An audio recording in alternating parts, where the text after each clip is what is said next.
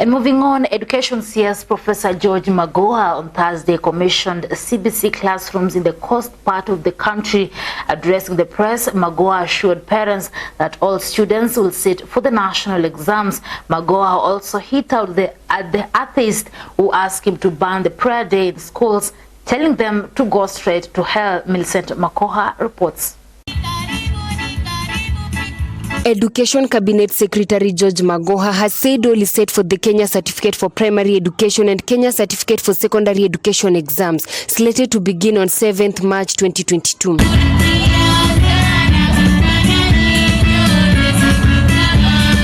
Magoha urged the candidates not to panic, saying no candidate will miss the national exams for whatever reason. He said enough security features have been put in place to curb examination misconduct, making for a fair exam. All children will have exams in very secure areas where there is need for us to cater for the children in a boarding facility that will be created for the purposes of those exams. So there should be no child, and with this rumor that some children, even where there is no war or insecurity, that children are going to walk for 8 kilometers, that is hogwash. It is not true. The CS also said fake papers are already circulating on the internet, urging parents and candidates not to pay attention to them, as it will be a waste of money and time. Nobody under this earth should confuse them that they are going to give them an exam, because all that we are seeing them, even the papers that they are showing on Telegram, are all fake.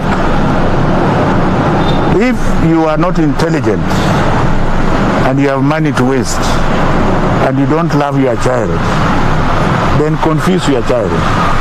Otherwise, your child will see the exam when it is open. He said consultation with the TSE is ongoing to ensure that no form of disturbance will affect the process and things shall go as planned. And let no bandit or idiot who thinks he can access our children forget it, because we are going to be there to ensure that every child has what belongs to him. And that basically means that...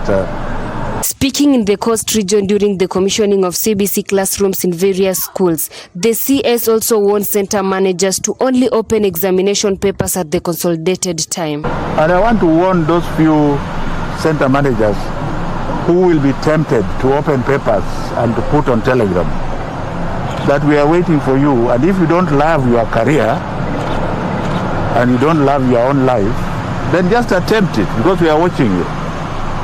We have enough security people this time round because we have consolidated centers. On those people who are thinking that their children will be disadvantaged, even in the war-torn areas, the government of the Republic of Kenya, through the Ministry of Interior and National Government and ourselves, have ensured that every child shall be given the exam at the right time.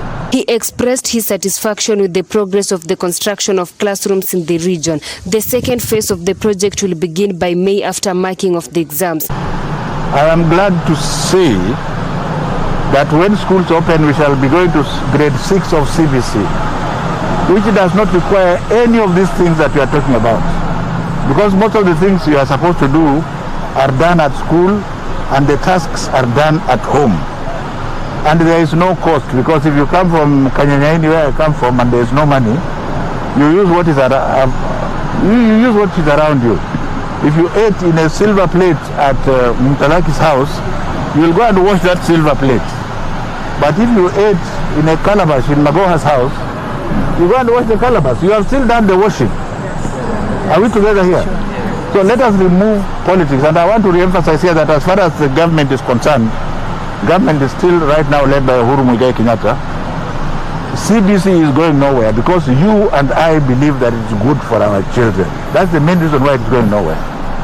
And that if there are discussions that we want to continue to ask about it, I think it should be done in a very sober manner, not in a political rally and not in a public baraza. Let's just interact, because it is doing extremely well. For Maisha Prime News, Maisha Television, I'm Millicent Makoha.